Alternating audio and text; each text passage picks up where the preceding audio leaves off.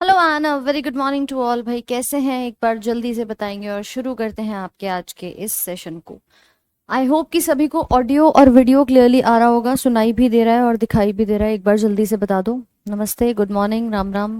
कैसे हैं भाई सब? तो हमने कल डिस्कस किया था डीएनए का टॉपिक, जिसमें हमने बेसिक डीएनए के स्ट्रक्चर को पढ़ लिया था। किसी को भी अगर मन में कोई भी समस्या डीएनए में लग रही है तो एक बार सबसे पहले तो वो बता दें कि मैम डीएनए में हमें कोई प्रॉब्लम यहाँ पर लग रही है कि नहीं लग रही है। चलो भाई जल्दी से बताओ। All clear? डीएनए का स्ट्रक्चर सभी को क्लियर था? ठीक है, अगर क्लियर था तो उसके आगे के पोर्शन को शुरू करते हैं कि हमने डीएनए का बेसिक ये पढ़ लिया था कि भाई किस प्रकार से हमारा डीएनए आइडेंटिफाई किया गया, और हमने किस प्रकार से इस डीएनए की उपस्थिति को देखा कि ये न्यूक्लियस में भी होता है और ये माइटोकॉन्ड्रिया में भी होता है। ठीक है। अच्छा अच्छा, एक बात जानना चाहूंगी, सभी को पीडीएफ मिल गई है? आपने चेक किया या नहीं किया? क्योंकि सारी पीडीएफ अपलोड हो गई हैं, और इस वाली क्लास की जो कल क्लास हुई थी उसकी पीडीएफ अभी आपकी नहीं गई है, वो आपकी आज पहुंच जाएगी। ठीक है, कल की क्लास से पहले की सारी पीडीएफ आप लोग को मिल चुकी हैं? जल्दी से बता दो मुझे एक बार। हाँ, क्योंकि बाकी की पीछे सारी अपलोड हो चुकी हैं, और ये वाली जो कल आपकी क्लास हुई थी वो आपको आज मिल जाएगी सेशन के बाद में। ठीक है, तो मैम हमने डीएनए के बारे में बात की थी। ओके, अब मैं एक बात और यहाँ बताना चाहूंगी कि देखिए कल है संडे, और आप लोग को लग रहा होगा कि मैम कल तो सेशन होगा नहीं, है ना, कल का क्या मतलब है।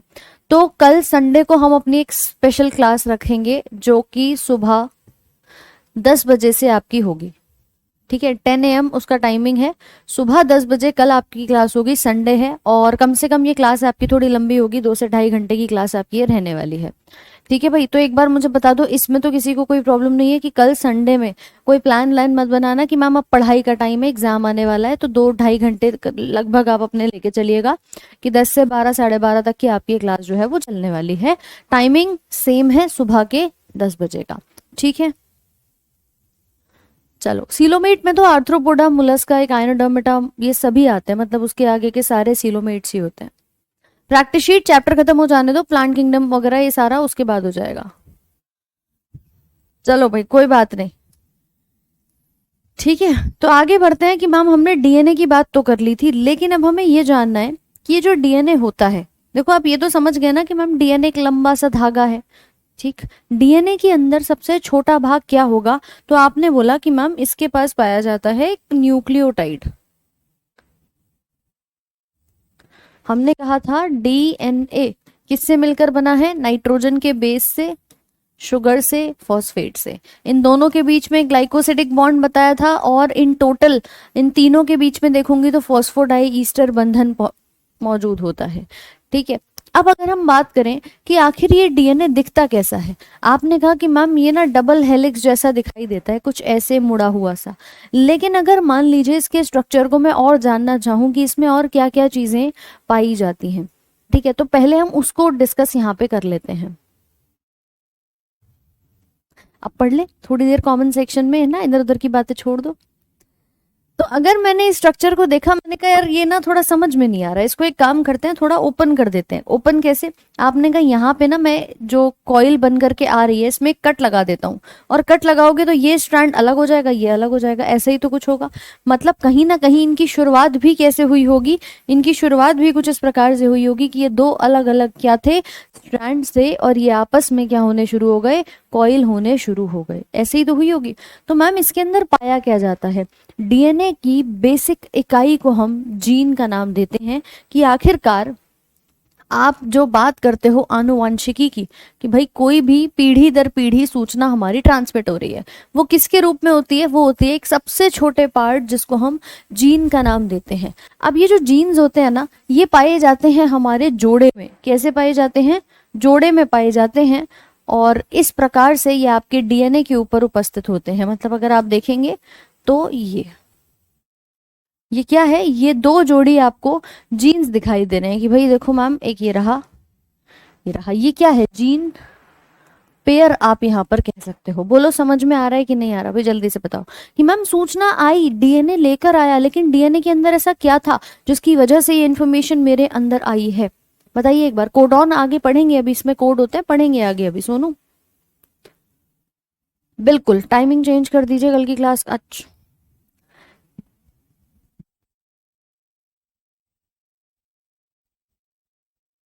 तो ये नहीं जानना है कि मैम टॉपिक क्या चल रहा है ना, पहले हम टाइमिंग का डिस्कशन कर लें। अच्छा, आप लोग क्या टाइमिंग चाहते हो ये बताओ, सेम टाइम चाहते हो क्या, सुबह का है? संडे है, आप लोग भी दिन भर फ्री रहेंगे, रिवीजन कर पाएंगे अपना, इसीलिए सुबह क्लास रखी थी। सुबह की टाइमिंग आपकी 10 बजे की रखी गई है। आई होप कि कोई समस्या नहीं होगी किसी को। हाँ अमितेश, आज लास्ट के 10 मिनट में डाउट्स करेंगे। अब आता है कि मैम जीन क्या है। जीन एक बेसिक यूनिट कही जाती है, जैसे पूरे शरीर की छोटी इकाई सेल होती है, ऐसे ही आपके पूरे जो हम बात करते हैं डीएनए की, उसकी सबसे छोटी इकाई आपकी, जी हाँ, क्या रखी जाती है यहाँ पर, जीन रखी जाती है। जीन फैक्टर्स होते हैं, जीन को कहा जाता है कि इन्हीं के अंदर हमारी सूचना जो है वो उपस्थित होती है, और वो डीएनए के साथ मिलकर के पीढ़ी दर पीढ़ी लोगों के अंदर ट्रांसमिट होती रहती है। ठीक है, चलो भाई, किसी को 10 चाहिए, किसी को 7 चाहिए। चलो एक बार देख लेंगे और उसके बाद शेड्यूल आपका लग जाएगा। वैसे 10 बजे ही क्लास रहेगी, ठीक है ना। एक बार रात को सोने से पहले शेड्यूल जरूर चेक कर लेना कि क्लास जो है उसका टाइमिंग क्या है। तो ये है हमारे पास जीन। अब थोड़ी देर के लिए इधर ध्यान दे लो, ये जीन है। यही चीज आगे जाकर के क्या होगी, आपकी इस प्रकार से कॉइलिंग होनी शुरू हो जाएगी। लेकिन जैसे ये कॉइल हो रही थी ना, तो इसको रास्ते में मिलता है एक गोल गोल सा प्रोटीन जिसका नाम है हिस्टोन प्रोटीन। यानी कि ये हमारा एक प्रोटीन बीच में रास्ते में मिल जाता है इस डीएनए को, और फिर क्या होता है कि ये डीएनए का धागा जो जा रहा होता है इस गोल प्रोटीन के ऊपर लिपट जाता है। यानी कि मैडम ऐसा कैसे, भाई सिंपल है, हमारे पास यहाँ पर एक डीएनए का धागा जा रहा है, और इसको रास्ते में अगर मान लीजिए कोई इस प्रकार का प्रोटीन मिल जाता है, तो डीएनए उसके साथ बाइंडिंग कर लेता है। क्योंकि डीएनए छोटा नहीं है, ये बहुत लंबा, आपको एक स्ट्रैंड नजर आएगा जिसको अपने कॉइलिंग करते हुए अपने स्ट्रक्चर को बनाना होता है। तो ये जाकर के, ये जो डीएनए आप देख रहे हो, ये जाकर के किससे बंध जाएगा, हिस्टोन नामक प्रोटीन से। डीएनए के ऊपर चार्ज कैसा है मैम, नेगेटिव। हिस्टोन के ऊपर चार्ज कैसा है, पॉजिटिव। ध्यान रखना, प्रश्न आ चुका है इसके ऊपर भी कि डीएनए और हिस्टोन के ऊपर चार्ज या आवेश कैसा पाया जाता है, तो आप बताएंगे नेगेटिव और पॉजिटिव पाए जाते हैं।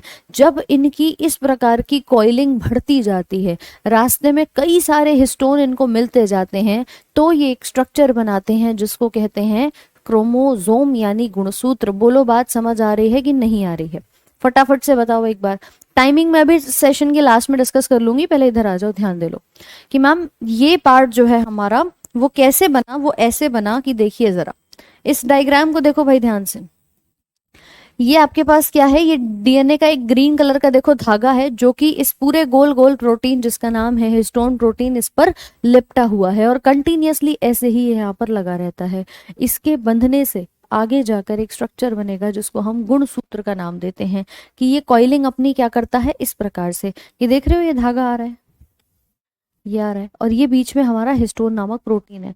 फिर एक लिंकर, एक ऐसा आपका एक और हिस्टोन आता है जो एक हिस्टोन को दूसरे हिस्टोन से जोड़ने का काम करता है। यही डीएनए कहाँ पाया जाएगा आपके, ये डीएनए हमारे न्यूक्लियस में पाया जाता है, हमारे माइटोकॉन्ड्रिया में पाया जाता है। ठीक है, तो इसे कहते हैं, इस स्ट्रक्चर को जब हमारा ज्यादा कॉइलिंग नहीं हुई है, केवल एक हिस्टोन प्रोटीन हमारे डीएनए से जुड़ा है, न्यूक्लियोसोम का नाम इसको दिया जाता है। किसका, न्यूक्लियोसोम का। ये भी ध्यान रखना क्योंकि इसकी कॉइलिंग ना बढ़ती चली जाती है। देखो जरा इस प्रकार से कि मैम शुरुआत में डीएनए आ रहा था, इसके अंदर जीन्स थे, ठीक है, अच्छी बात है। ये डीएनए आया आया आया इस प्रकार से, यहाँ पर ये इसको हिस्टोन मिल गया, हिस्टोन के साथ ये लिपट गया, और लिपटने के बाद धीरे धीरे करके इसकी कॉइलिंग और ज्यादा बढ़ती गई, और एट द एंड इसने क्या बना लिया, ये गुणसूत्र बना लिया। इस अवस्था पर जब ये बनता है तो इसको न्यूक्लियोसोम का नाम हमने यहाँ पर दिया है। कॉइलिंग क्या होता है, कॉइलिंग मतलब कुंडलित अवस्था में। ठीक है, हम जैसे बात करें कि मान लीजिए हमारे पास कोई डिवाइस है, उसके ऊपर आकर के कोई धागा लिपटता हुआ चला जा रहा है, तो इसको आप गुणसूत्र की या धागे की कॉइलिंग का नाम यहाँ पर देंगे। अच्छा ठीक है मनीष, चलो कोई बात नहीं, उसको आगे डिस्कस कर लेंगे। कौन से ऑर्गेनिज्म में प्रेजेंट होता है, अरे ये कॉमन है, सबके अंदर होता है। मतलब हम अगर अपनी बात करेंगे, हमारे अंदर भी डीएनए है, आपके अंदर भी डीएनए है, प्लांट्स में भी डीएनए है, एनिमल्स में भी डीएनए है। तो जिसके अंदर डीएनए है उसके अंदर ये कॉइलिंग है। हमारे हर किसी व्यक्ति के अंदर 26 ये 23 जोड़ी गुणसूत्र सुने हैं आपने कि मैम 23 पेयर्स हमारे किसके होते हैं, गुणसूत्रों के होते हैं। तो वो गुणसूत्र कहाँ से आते हैं, वो यहीं से तो दिखाई देते हैं आपको। ठीक है, वो गुणसूत्र यही वाला क्रोमोसोम है। ये एक स्ट्रक्चर आपको दिखेगा कुछ इस प्रकार से, ठीक है, या फिर या तो ये स्ट्रक्चर दिखाई देगा या फिर आपको दिखेगा कुछ इस प्रकार से बना हुआ। ये इसकी ऊपर की दो शॉर्ट आर्म, ये नीचे की दो आर्म्स अलग। तो मतलब इस प्रकार से ये स्ट्रक्चर, इसी को हम गुण सूत्र कहते हैं। अब आपसे अगर कोई पूछे कि भैया गुणसूत्र क्या है, तो आप बताएंगे कि डीएनए हिस्टोन मिलकर के कुंडलित अवस्था में आ रहे थे, गुणसूत्र बना लिया। और अगर हम देखेंगे तो हमारे शरीर में इस प्रकार का गुणसूत्र जो दिख रहा है, ये टोटल जोड़ी में, सब कुछ जोड़ी में है, देखो सबकी प्रॉपर डबल पेयरिंग हो रखी है, ठीक है। तो ये गुणसूत्र जो होते हैं वो हमारे शरीर में जोड़ी में पाए जाते हैं। कुल मिलाकर के 23 जोड़ी उपस्थित होती है। 23 जोड़ी यानी कि मैम पहले दूसरे से लेकर के 23 तक सबके सब जोड़ी में होंगे। इन गुणसूत्रों का काम होता है कि माता और पिता से कई बार आप देखते हो कि कुछ गुण हमारे अंदर आते हैं, तो गुणों को लेकर आने वाला सूत्र गुणसूत्र कहलाता है। और इसी गुणसूत्र की छोटी इकाई क्या कहेगी, डीएनए या जीन कही जाती है। गुणसूत्र का मतलब क्रोमोसोम होता है, बोलो समझे कि नहीं। यही है गुणसूत्र या फिर क्रोमोसोम। तो मैं इसका एक सिंपल सा डायग्राम बनाना चाहती थी कि ठीक है मैडम, सबसे छोटा आपने कहा जीन है। ये जीन किसके ऊपर पाए जाते हैं, डीएनए के ऊपर पाए जाते हैं। और यही डीएनए क्या बना लेते हैं, क्रोमोसोम बना लेते हैं। चाहो तो इसके बीच में लिख सकते हो कि यहाँ पर एक न्यूक्लियोसोम वाली अवस्था भी आती है, लेकिन मेन तो हमें यही 3 नाम जो है वो दिखाई देते हैं। ये अवस्था सिंपल, जब हमारा ये डीएनए किससे जुड़ जाता है, प्रोटीन से जुड़ जाता है। प्रोटीन का नाम क्या है, हिस्टोन, ठीक है। तो इसने बनाया न्यूक्लियोसोम और अल्टीमेटली उसने क्या बना दिया, क्रोमोसोम, जिसको हम गुणसूत्र कहते हैं। बोलिए समझ में आया कि नहीं आया। ये पूरा सिंपल, ह्यूमन में यही होता है। हाँ हाँ, ह्यूमन में यही होता है, एनिमल्स में यही होता है। जिसके अंदर डीएनए होगा उसके अंदर डीएनए डेफिनेटली गुणसूत्रों को यहाँ पर बना रहा होगा, क्योंकि डीएनए जैसे ही जुड़ता है इस हिस्टोन नामक प्रोटीन से, तो हम उसे न्यूक्लियोसोम का नाम देते हैं। और फिर उसके बाद ये आपका और ज्यादा कॉइलिंग होती जाती है, देन हम इसे गुणसूत्र कहते हैं। मानव के अंदर 23 पेयर, अब 23 पेयर मतलब 23 जोड़ी, यानी कि संख्या कितनी हो गई, 46। ये गुणसूत्र होते हैं, जिसमें से अब देखो गुणों को ला रहा है, तो 22 जोड़ी जो आपकी पाई जाती है, इन्हें हम नाम देते हैं हमारे ऑटोजोम। क्या नाम देते हैं, ऑटोजोम। ये ऑटोजोम किसके लिए आएंगे, ये दैहिक गुणसूत्र हैं हमारे शरीर में।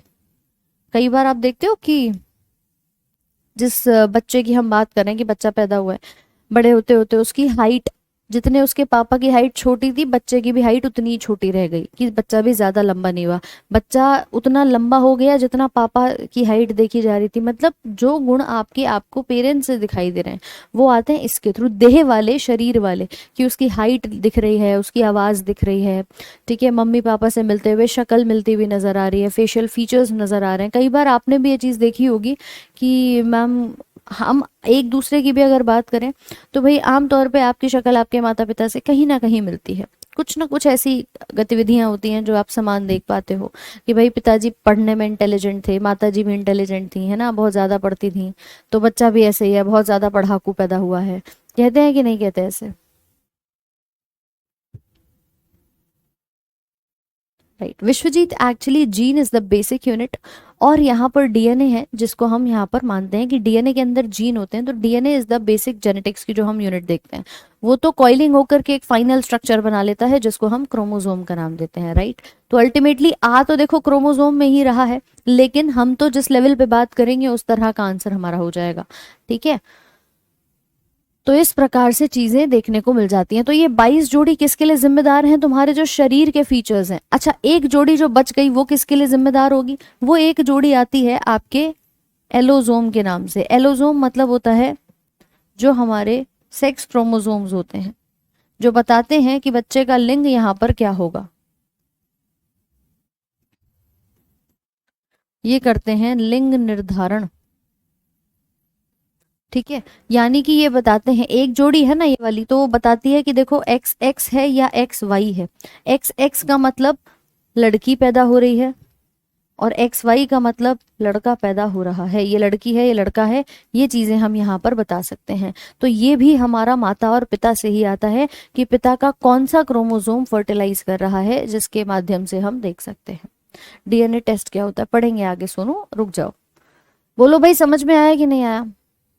तो ऑटोसोम दैहिक गुणसूत्र होते हैं, देह को संबंधित, ये आपको दिखाई देते हैं, जो हमारे शरीर के लिए होते हैं, जिन्हें हम सोमैटिक भी यहाँ पर नाम देते हैं। तो ये ऑटोसोम के नीचे आप लिख सकते हो दैहिक गुणसूत्र, ठीक है। और ये सेक्स क्रोमोसोम्स एलोसोम होते हैं, ये लिंग निर्धारण कराते हैं। करेक्ट, लिख लो अब इसको एक बार फटाफट से, क्योंकि हमारी ये है बेसिक यूनिट, ये है आपकी मुख्य इकाई, जिसको हमने क्या नाम दिया? जीन का नाम दिया। इससे बन जाएगा ये डीएनए, इसमें हिस्टोन प्रोटीन जुड़ जाता है, तो ये बना लेते हैं हमारे एट द एंड गुणसूत्रों को।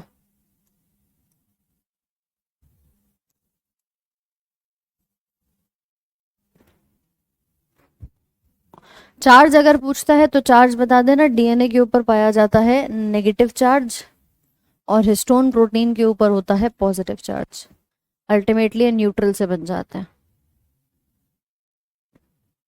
जीन डीएनए से पहले आता है, फिर वही बात, अरे डीएनए के अंदर ही तो जीन होते हैं, डीएनए का जो धागा है उसी के अंदर तो तुम्हें जोड़ी का जीन दिखाई देगा।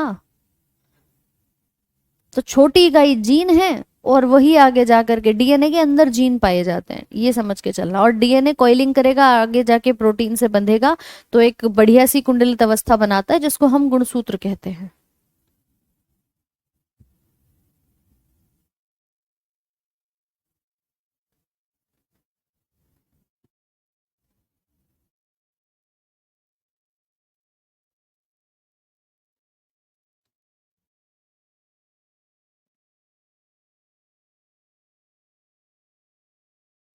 बना लिया सबने?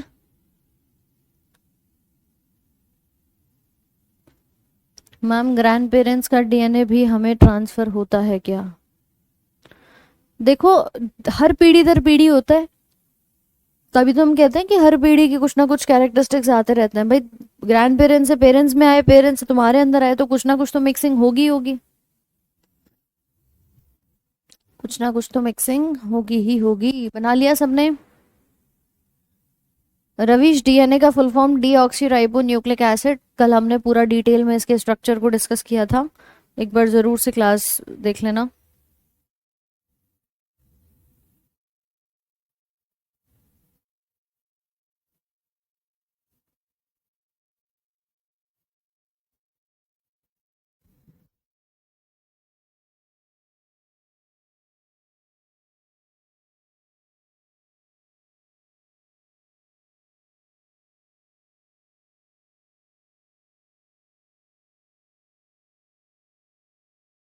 चलो, लाइफ की बेसिक यूनिट सेल होती है, ये तो हमारे डीएनए के अंदर उपस्थित होते हैं, ठीक है, ये हमारे डीएनए के अंदर उपस्थित दिखाई देते हैं।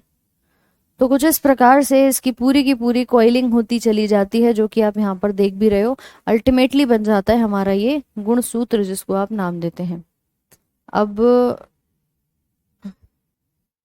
लिखो भाई, मानव के अंदर अगर हम बात करेंगे, तो मानव के अंदर कितने हैं? 46 क्रोमोसोम्स होते हैं, और साथ में हमारा जो सबसे बड़ा डीएनए है वो क्रोमोसोम नंबर 1 का देखा जाता है, जिसके अंदर लगभग 3000 जीन्स उपस्थित होते हैं। मतलब हर किसी गुणसूत्र में अलग अलग जीन्स होंगे, राइट। तो आप यहाँ पर भी लिख सकते हो कि क्रोमोसोम नंबर जो 1 है हमारा, इसके अंदर गुणसूत्र नंबर पहला जो फर्स्ट नंबर का आता है, ठीक है, उसके अंदर कितने हैं? 3000 जीन यहाँ पर देखे जाते हैं। तो सबसे बड़ा डीएनए क्रोमोसोम गुणसूत्र नंबर 1 है। बाकी जीन की बात करेंगे तो ये कार्यात्मक इकाई है, क्योंकि कहीं ना कहीं सूचनाओं को ये लेकर के आ रही है। और वंशानुगत इकाई, जिसको हम डीएनए का नाम देते हैं, कि यही हर पीढ़ी दर पीढ़ी, देखो एक चीज समझो कि माता और पिता से बच्चे के अंदर क्या आ रहा है? डीएनए आ रहा है, लेकिन उस डीएनए में काम कौन कर रहा है? जीन काम कर रहा है। ठीक है। डीएनए बना हुआ था किससे, न्यूक्लियो आपके नाइट्रोजन बेस से, शुगर से, फॉस्फेट से, क्योंकि वो पूरा एक स्ट्रक्चर में देख पा रही हो, उसी स्ट्रक्चर के रूप में डीएनए पीढ़ी दर पीढ़ी नीचे आता है, मतलब हर एक ऑफस्प्रिंग में आता है। बट उसमें काम कौन कर रहा है, इसीलिए हम इसको क्या कहते हैं, फंक्शनल इकाई कहते हैं। सो लिख लेना कि ये कार्यात्मक इकाई है, क्योंकि यही जीन आपके उस सूचना को प्रॉपर पहुंचा रहे हैं। लेकिन किस रूप में लेके जाते हैं, वो हमारा डीएनए होता है, कि पिता के बॉडी से क्या आएगा, डीएनए ट्रांसमिट होगा। ठीक है, तो लिखिए इसको एक बार फटाफट से।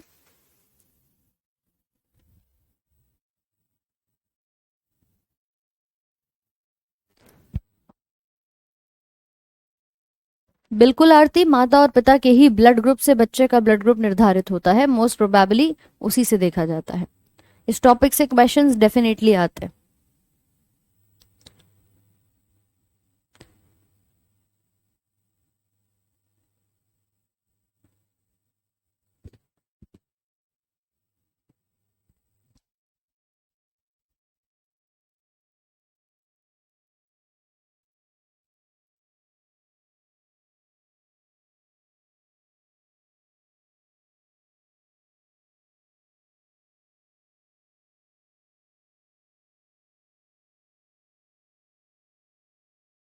लिख लिया सबने?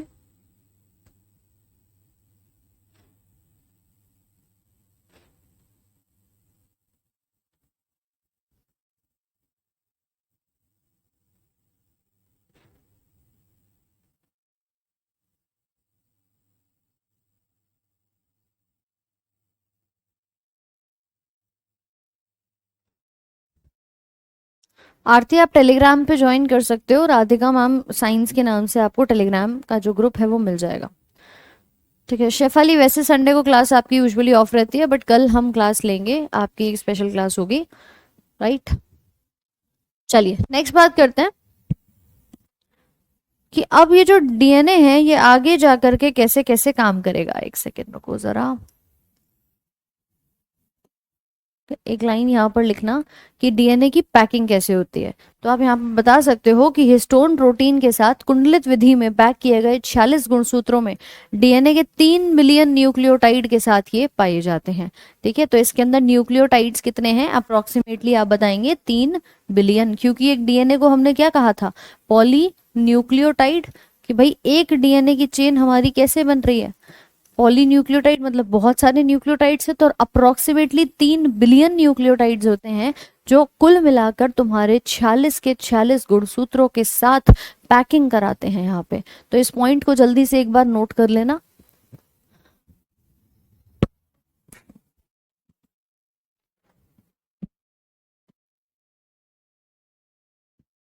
सलोनी, उसी को क्रोमोसोम नंबर 1 कहते हैं। जैसे हमने कहा ना 23 जोड़ी हैं, तो 23 में से क्रोमोसोम नंबर 1 2 3 ऐसे नंबरिंग होती है 23 तक।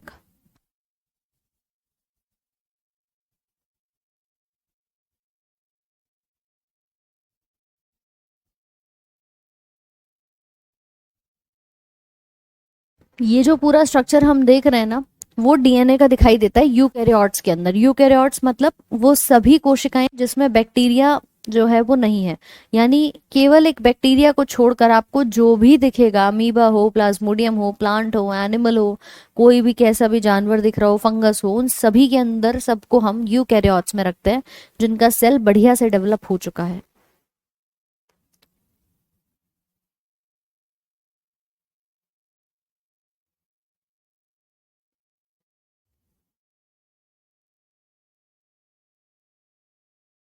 लिख लिया सबने?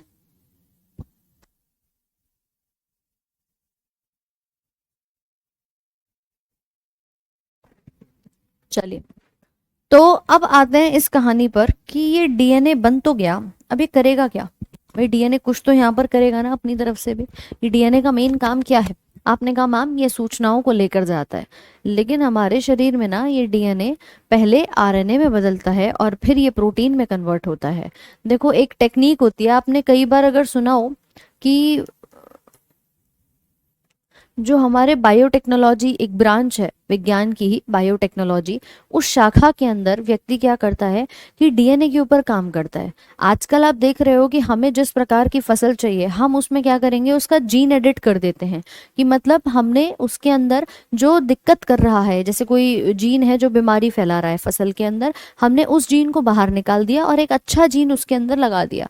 ये सारी बायोटेक्नोलॉजी नाम की शाखा के अंदर होने वाली तकनीक है। अब मान लीजिए मैम मुझे यहाँ पर किसी व्यक्ति के अंदर भी ये काम करना है तो आप कर सकते हो, तो ये सब तो इसमें आते हैं। लेकिन ये डीएनए जब इस्तेमाल व्यक्ति कर रहा होता है, ठीक है, जब वो ये एक्सपेरिमेंट यहाँ पे कर रहा होता है, उस समय मान लो कि एक डीएनए मिस हो जाए, फिर क्या होगा? दिक्कत आएगी? आएगी कि नहीं आएगी, एक बार जल्दी से बताओ। अच्छा, इसी की तरह से मैम एक केस और देखा जाएगा। आपने कोरोना का काल देखा, कोरोना में आपकी टेस्टिंग हुई, टेस्टिंग में जब शुरुआती दौर पे याद करो, जब बिल्कुल शुरुआत में टेस्ट नहीं बने थे, तो एक स्टार्टिंग में टेस्ट कराया जा रहा था आरटी पीसीआर, ठीक है, आरटी पीसीआर। इसके अंदर आपका एक सैंपल ले जाया जाता था, एक नाक से सैंपल लेते थे और एक आपका ओरल सैंपल लेते थे मुंह से, तो दो सैंपल्स कलेक्ट करते थे। मान लीजिए कि अगर जो एक सैंपल व्यक्ति का लिया है वो सैंपल मिस हो जाए, गायब हो जाए, उसका डीएनए अगर मैं यहाँ पर कोई ले रही हूँ किसी व्यक्ति के अंदर टेस्ट करने के लिए, वो डीएनए मेरा गायब हो जाए, फिर क्या होगा? ये काम करने के लिए प्रोजेक्ट्स बड़े महंगे होते हैं।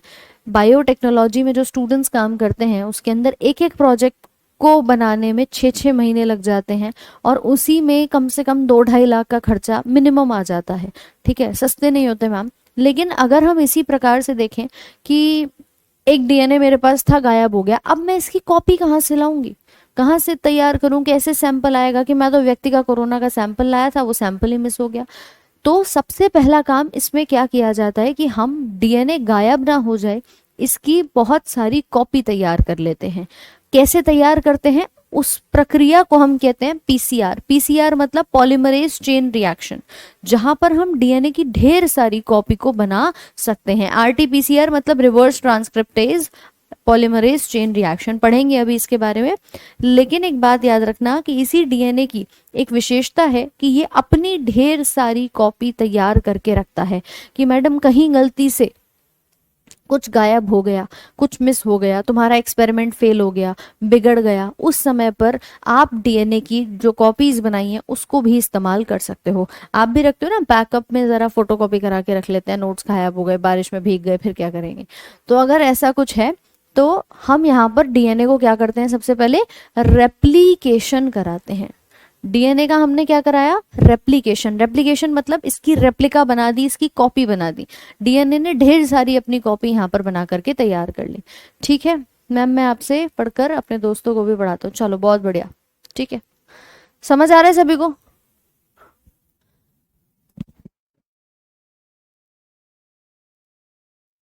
तो इसी प्रक्रिया में जब ये डीएनए अपनी कॉपी तैयार कर लेता है, फिर ये आगे जाकर के क्या बनाता है? ये बनाता है आरएनए। क्या बनाता है? आरएनए। और उसके बाद यही आरएनए आपका क्या बनाता है? प्रोटीन बनाता है।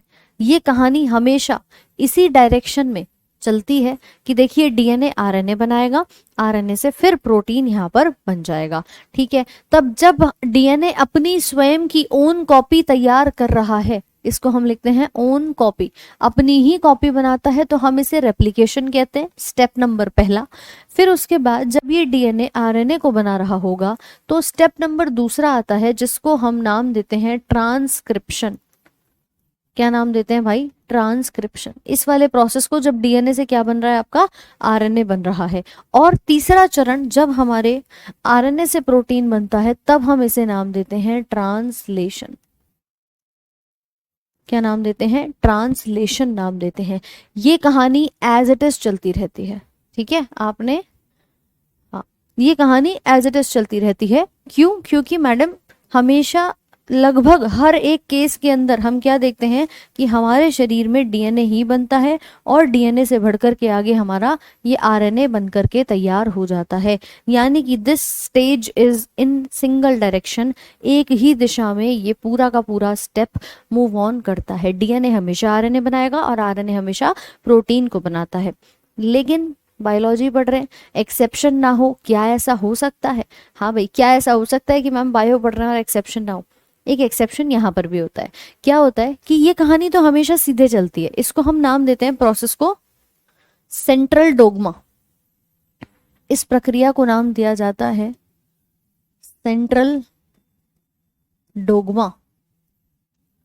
लेकिन एक बीमारी है जिसको हम एड्स की बीमारी कहते हैं, एक बीमारी है जिसको हम HIV एड्स कहते हैं। उस बीमारी में मैम हमारे पास डीएनए से आरएनए नहीं, आरएनए से उल्टा डीएनए बनता है। यानी कि एड्स की जो समस्या होती है इन एड्स, ये जो आरएनए है ये क्या बनाता है, पीछे जाकर के डीएनए तैयार करता है। फिर ये डीएनए वापस से आरएनए बनाएगा और फिर आगे जाकर के इसके प्रोटीन बनने शुरू हो जाते हैं। यानी कि यहाँ पर क्या हुआ, आरएनए से उल्टा डीएनए बना। इस क्रिया को हमने क्या नाम दिया यहाँ पर, इसी क्रिया को नाम देते हैं रिवर्स ट्रांसक्रिप्शन। वही एक सिंपल सी बात बताओ, चीजें रिवर्स हो रही है कि नहीं हो रही। ये ट्रांसक्रिप्शन था जब डीएनए से आरएनए बन रहा था, तो जब रिवर्स होगा तो मैंने उसमें लिख दिया रिवर्स ट्रांसक्रिप्शन। क्या ये गलत है? हाँ भाई, अभी हिंदी में इंग्लिश में सब में लिखवा दूंगी, पहले बताओ एक बार जल्दी से, क्या ये कहानी गलत है अगर मैं इसको रिवर्स ट्रांसक्रिप्शन लिखती हूँ तो? क्विकली फटाफट से एक बार कमेंट सेक्शन में बताइए, क्या ये कहानी गलत है? नहीं है। क्यों नहीं है? क्योंकि मैम ये सिंपली हमें इसी प्रकार से दिखाई देती है। ठीक है, ये कहानी हमेशा इसी प्रकार से आपको देखने को मिल जाती है। तो यहाँ पे जब प्रोटीन बनता है या जब आरएनए बनता है, ये दो प्रोसेसेस हमेशा सेम लेवल पर आपको दिखाई देते हैं।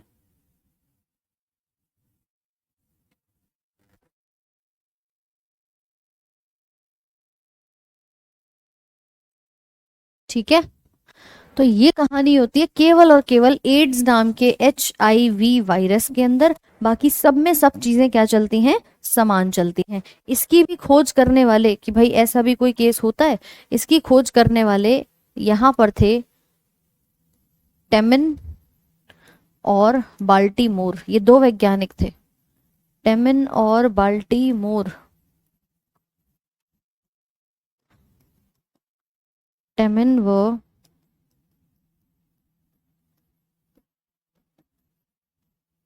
इसीलिए इस प्रक्रिया को नाम देते हैं टेमिनिज्म,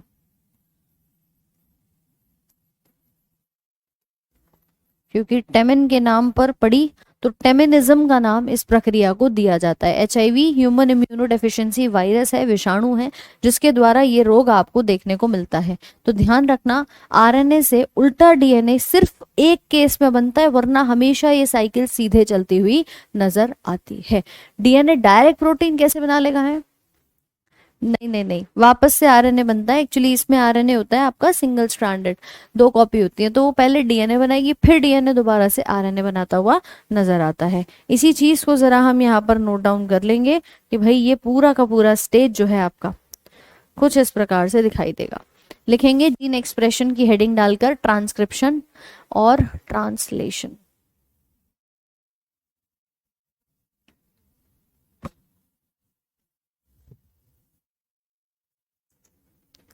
अगर वो बनाना चाहते हो तो पहले उसको बना लो, फिर उसके बाद कर लेंगे। ठीक है, इसको बना लीजिए, कोई बात नहीं।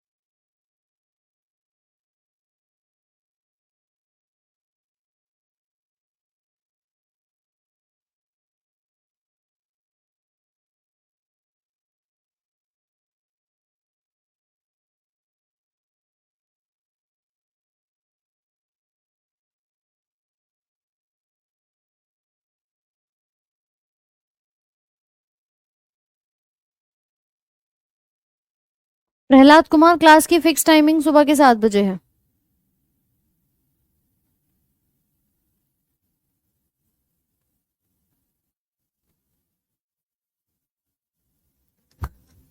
चलो, तो यही कहानी है कि यहाँ पर एक एक करके आपकी जो अलग अलग कॉपीज हैं वो बन करके तैयार हो जाती हैं।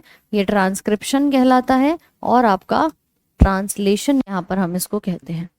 ठीक है, ये आपका ट्रांसलेशन के तौर पे जाना जाता है।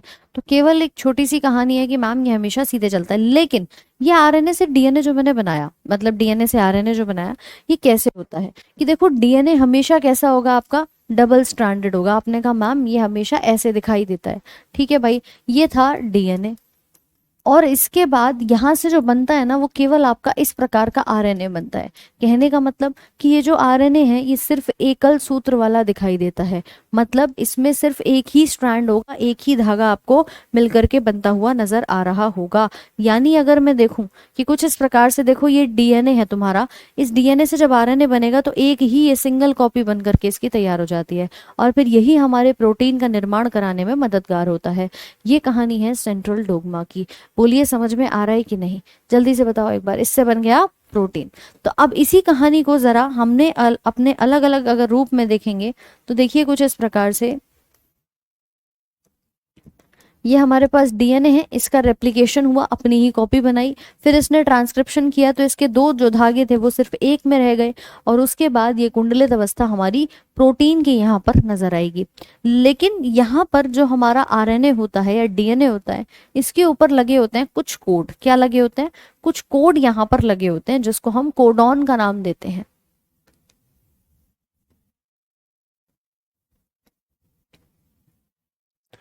ठीक है, ये आपने कहा कि ये डीएनए है, और वही हमने यूजुअल पढ़ा भी था कि डीएनए के अंदर 4 प्रकार के नाइट्रोजन के बेस होते हैं, ए, टी, सी और जी। यहाँ पर हो रही होती है ए की पेयरिंग टी के साथ, सी की पेयरिंग जी के साथ, कुछ ऐसा ही पढ़ा था। तो ये कोड जो है वो यहाँ पर लगे होते हैं, ए सी टी जी, किसी भी प्रकार से आप देखेंगे ए सी, और ये बन जाता है आपका टी जी टी जी। लेकिन इससे जब हमारे पास एक अकेला धागा बनकर आता है उसको हम आरएनए का नाम यहाँ पर देते हैं। क्या हुआ कि क्या क्यों कैसे हो गया? यहाँ तक की कहानी समझ में आई कि नहीं आई, जल्दी से बताओ मुझे एक बार। अब इन्हीं नाइट्रोजन बेसिस के बनते हैं कोडॉन, जिनको आप 3-3 के सेट में देखते हो, मतलब लगभग हमारे 3-3 के जो कोड्स होते हैं वो बन करके तैयार हो जाते हैं। क्लियर हुआ कि नहीं यहाँ तक? जल्दी से एक बार एक थम्स अप का साइन शेयर करो। ठीक है, अब इसी में जो आरएनए बन रहा है ना, देखिए ये आरएनए भी अपने आप में कैसा होता है, 3 प्रकार का देखा जाता है। 3 प्रकार मतलब अगर हम बात करें, सबसे पहला आता है हमारे पास एक मैसेंजर आरएनए। मैसेंजर आरएनए होता है जो मैसेज को लेकर के आता है। आरएनए भी कितने प्रकार का है? 3 प्रकार का है। 3 प्रकार में से आपके सबसे पहला प्रकार है मैसेज को लाने वाला, कि मैम कोड को लेकर के आएगा, उस कोड को पढ़ के मैं बताऊंगा कि कौन सा प्रोटीन बन सकता है, तो उसे हम क्या नाम देते हैं? एमआरएनए या मैसेंजर आरएनए। आप बता सकते हैं कि यह कोडॉन के रूप में, कुछ 3-3 के सेट होते हैं जिन्हें हम कोडॉन कहते हैं। जैसे मैं लिख दूं AUG, GUC, CUA, ऐसे कई सारे कोडॉन बन जाते हैं। ठीक है, तो कोडॉन के रूप में डीएनए से कॉपी की गई जो आनुवांशिक जानकारी है उसको वहन करता है। साथ में यह राइबोसोम और जो हमारा एक तीसरा आरएनए होता है टीआरएनए, उसके कार्यवाही के माध्यम से हमारे अमीनो एसिड के संश्लेषण को कराता है, उसके गठन को निर्देश देता है। कुल मिलाकर के आप बात करेंगे, हमारे पास है आरएनए, देखो एक कहलाता है एमआरएनए, एक कहलाता है आरआरएनए, और एक कहलाता है टीआरएनए। एम का मतलब होता है मैसेंजर, जो मैसेज लेकर के आए। आर का मतलब है राइबोसोमल, और टी का मतलब होता है ट्रांसफर, जो ट्रांसफर करा दे। हमारे सेल के अंदर, ये हमारे पास एक सेल है, बीच में न्यूक्लियस है, यहाँ साइड में एक राइबोसोम पाए जाते हैं, बड़े छोटे से, मतलब पूरे सेल की सबसे छोटी जो हम यहाँ पे सेल ऑर्गेनेल या कोशिकांग देखते हैं उसमें आपको दिखाई देता है ये राइबोसोम। ये वाला जो राइबोसोम होता है ना, इसको कहते हैं प्रोटीन फैक्ट्री। इसी को कहा जाता है प्रोटीन की फैक्ट्री, और यहीं पर हमारे प्रोटीन बनते हैं। तो इसीलिए जो राइबोसोम हम बात कर रहे हैं ना कहीं आरएनए से प्रोटीन बनाएंगे, और वही चीज आपको यहाँ पर दिखाई दे रही है, राइट। तो इस प्रकार से हम पहला बात करेंगे मैसेंजर, जो मैसेज को लेकर के आएगा। नोट करिए इसके बारे में जल्दी से। चलो एक बार और पेज दिखाइए। अच्छा, वो आप एक बार ना, अभी मैं पीडीएफ अपलोड करा दूंगी, उससे आप लिख सकते हो।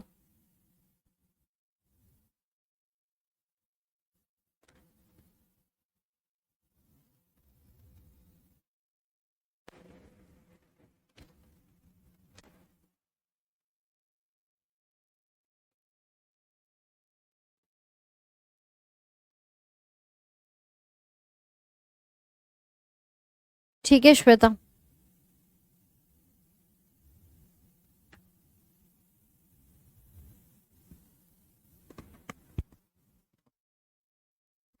कोरोना के टीके अलग अलग बने थे आपके, भारत बायोटेक से और सीरम इंस्टीट्यूट ऑफ इंडिया से।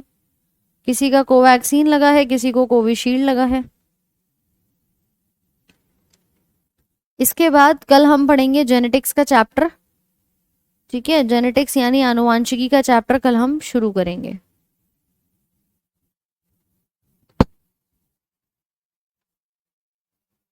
तो भाई यहां तक सारी चीजें क्लियर है।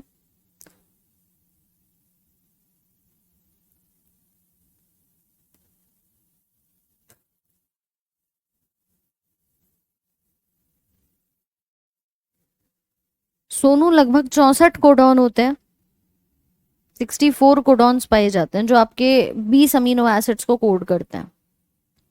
ये सब अभी तो मैं आगे भी बताऊंगी, अभी थोड़ा सा डिटेल में जब हम प्रोटीन्स पढ़ेंगे तो उसमें लिखेंगे। Reverse transcriptase polymerase chain reaction, Vishwajeet, polymerase chain reaction कहा जाता है उसे। लिख लिया सभी ने?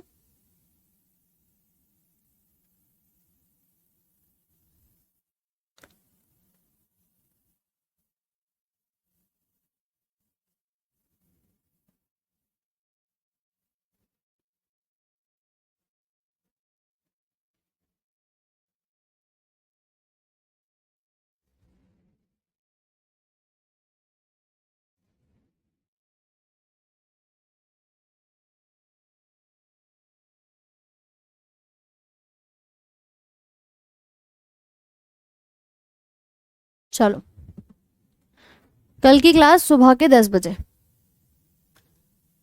कल की क्लास सुबह के 10 बजे। नेक्स्ट आता है आरआरएनए। ये ट्रांसलेशन कराते हैं, क्योंकि यहीं पर ये पूरा स्ट्रक्चर आप देख पा रहे हो। एक आता है ऐसे मैसेज लेकर के, ये वाला जो धागा ये मैसेज लेके आएगा, यहाँ पर इसके मैसेज को पढ़ा जाएगा, और पढ़ने के बाद आगे आपके प्रोटीन्स को बना दिया जाएगा। तो ये रिस्पॉन्सिबल होते हैं प्रोटीन बनाने के, क्योंकि ये आपके अमीनो एसिड्स के ऑर्डर को जोड़ करके प्रोटीन का निर्माण करते हैं। ठीक है, तो लिखिए इसको, एक साथ जोड़ करके ये प्रोटीन बनाते हैं। वैक्सीन लेने से कोई प्रॉब्लम नहीं होगा। देखो जिसको होनी थी उसको हो चुकी,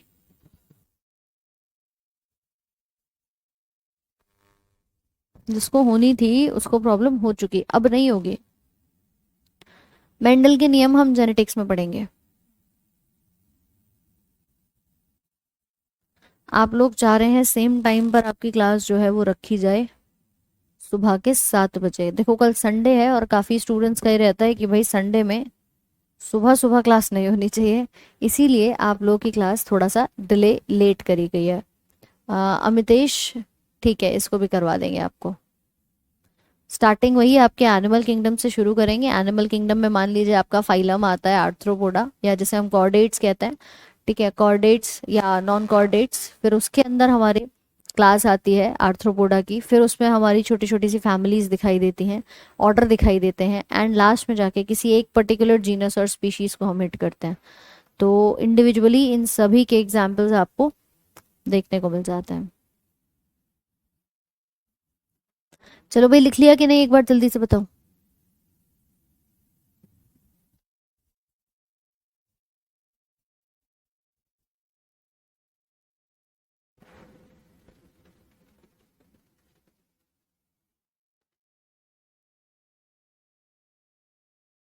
अच्छा पूजा, कोई बात नहीं।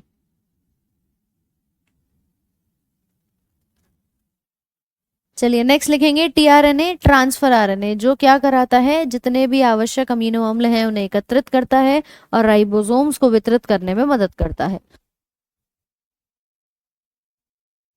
मतलब ये इस स्ट्रक्चर इसका ये कुछ इस प्रकार से देखा जाता है, जो भी आवश्यक अमीनो एसिड आएंगे उनको राइबोसोम तक पहुंचाने का कार्य करता है।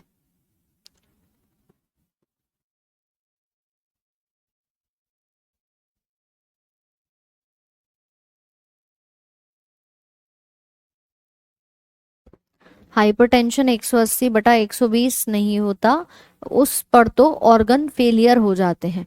ठीक है, और 120 बटा 180 कुछ नहीं होता।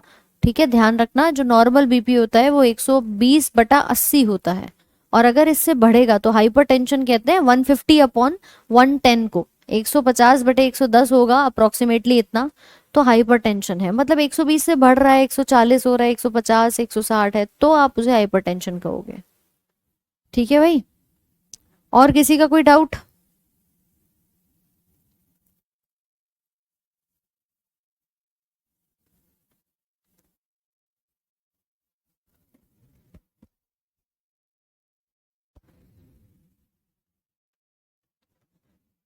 तो इस प्रकार से हमारी ये क्रियाएं चलती हैं। एक राइबोसोम है, बीच में मैसेज का आरएनए है, और ऊपर ट्रांसफर वाले कूद रहे हैं। ये आते हैं, अपने सूचनाओं को पढ़ते हैं और पढ़ करके अमीनो एसिड को बना देते हैं। ये कहानी इसके अंदर निरंतर चलती रहती है, और इसी को हम कहते हैं कि भैया ये हमारे डीएनए से प्रोटीन को बनाने का काम करते हैं। कि आरएनए तक तो हम ले आए थे, लेकिन आगे जाकर के क्या बना देंगे, आपके इस प्रोटीन को बना देते हैं।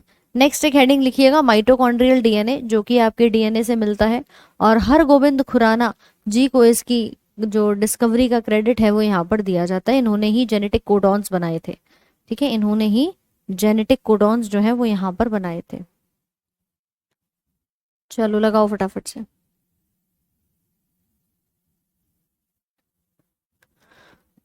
सबके कमेंट्स देख रही हूँ, रुचि कुमारी किसी को ब्लॉक नहीं किया हुआ है। ठीक है, बताओ रुचि क्या डाउट है?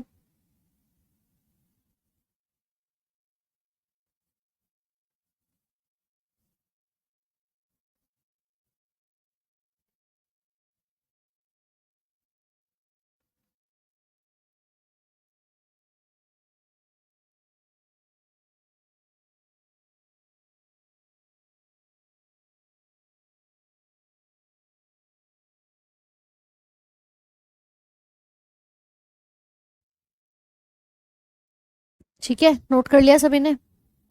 राइबोसोम प्रोटीन बनाने का काम करते हैं, ये सेल ऑर्गेनेल होते हैं।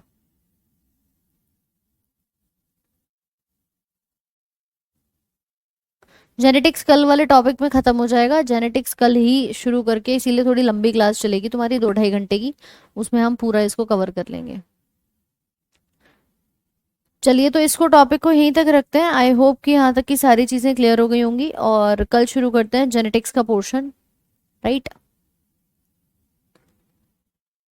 मैं नहीं दिख रही हूँ, ऐसा कैसे हो सकता है? वीडियो नहीं आ रही है, आपको दिखाई दे रहा है?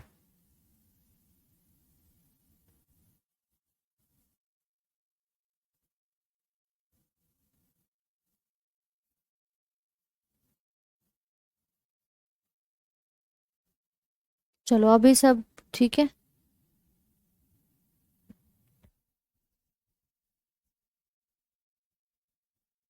आज आपका ये टॉपिक खत्म करना था। बाकी डाउट सेशन भी जो है उसको हम रखेंगे अलग से, ताकि आपके जितने भी डाउट्स हैं वो भी क्लियर कर लें। ठीक है अमितेश, बिल्कुल परेशान मत होना, सारे डाउट्स को क्या करेंगे आपके एक साथ करते हैं। अगर कल पॉसिबल होता है तो कल, अदरवाइज फिर जल्दी ही इसको अलग से एक सेशन कंडक्ट यहाँ पे करवा लेंगे। राइट, चलिए तो आज के सेशन को यहीं तक रखते हैं, बाकी मुलाकात करेंगे आपसे कल। और रात को, शाम को एक बार शेड्यूल जरूर चेक कर लीजिएगा, आप लोग के लिए शेड्यूल लगवा दिया जाएगा। तो उसी अकॉर्डिंग आप अपना सुबह सुबह उठ सकते हो। आप बोर्ड के सामने नहीं हो, मैं तो बोर्ड के सामने हूँ, और कहाँ हूँ? अच्छा जी, ठीक है, चलो टाइम 7 बजे का कंसीडर कर लेंगे, एक बार देख लेते हैं उसको। चलिए, तो मिलते हैं नेक्स्ट सेशन में, तब तक के लिए इसको रिवाइज कर लेना, पीडीएफ अपलोड करवा दूंगी अभी आपकी। All right.